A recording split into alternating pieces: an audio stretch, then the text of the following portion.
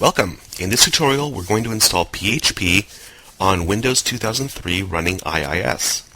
We'll be using Windows 2003 Standard with Service Pack 2, Internet Information Server 6, and the version of PHP we'll install is 5.2.5.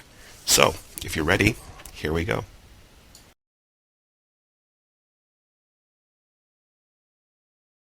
We're going to install PHP on Windows 2003 with IIS 6. This installation of Windows 2003 is standard and it's fairly fresh. I've got a few shortcuts on the desktop. Most notably would be IIS, a shortcut to CINetpub www that has a simple default HTML in it, and a shortcut that opens IE with localhost. And I'm going to assume for the purpose of the tutorial that you can do this much. And there's a simple little test page that just tells me that everything's working. So the first thing we need to do is download PHP.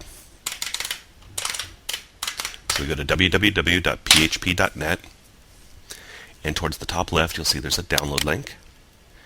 And we want to download the Windows binary zip package, not the installer. And we'll get it from the first link here. And the installer just messes up too often, so it's a lot easier just to do the zip package. Now we want to go to our C drive, and we want to create a folder for PHP.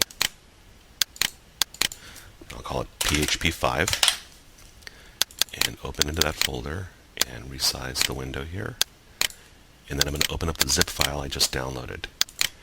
And we'll select all the contents of the zip file and just put it into the new folder we created. And once that's done, we want to close that out and use Explorer to go to our Windows directory. And in our Windows directory, we want to copy,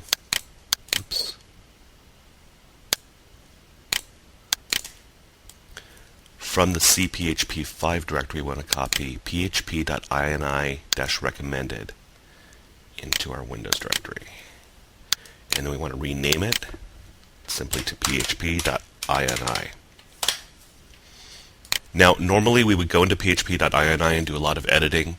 We'll definitely need to do that if we install MySQL or just about anything else.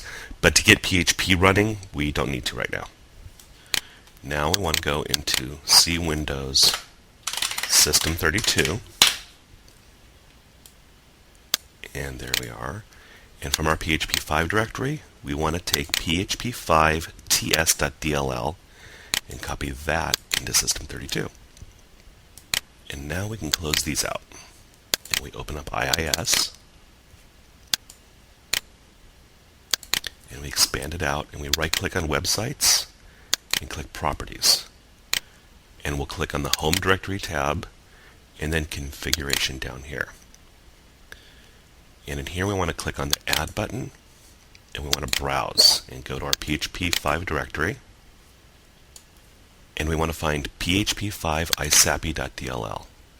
So select that, and then here in Extension we want to do .php. Leave everything else as it is and click OK. And click OK again. And then go to the Documents tab and add index.php and put that up to the top, so IIS will consider index.php a default page. And we want to click OK again, and now we're out of there. Next we click on the Web Service Extensions. We right click on it and click Add New Web Service Extension. And here simply type PHP. And then click the Add button, browse, and we're getting php5isapi.dll again. Click OK. Check this to set the extension status to allowed, and click OK out. So as you see, PHP is now listed, it's got a check mark, and it's set to allowed. So now we can close this out, and we want to open up our www root folder. And here we want to create a new file. I'll edit it. And this is what we want to type in here. And what this will do is this will give us a PHP information page.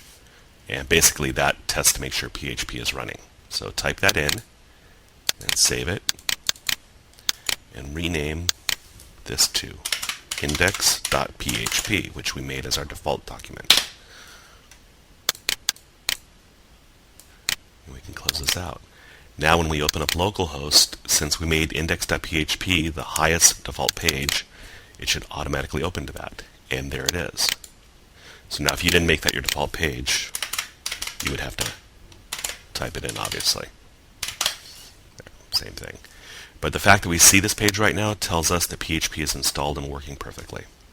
So we are done installing PHP, and I hope this was as easy for you as we tried to make it.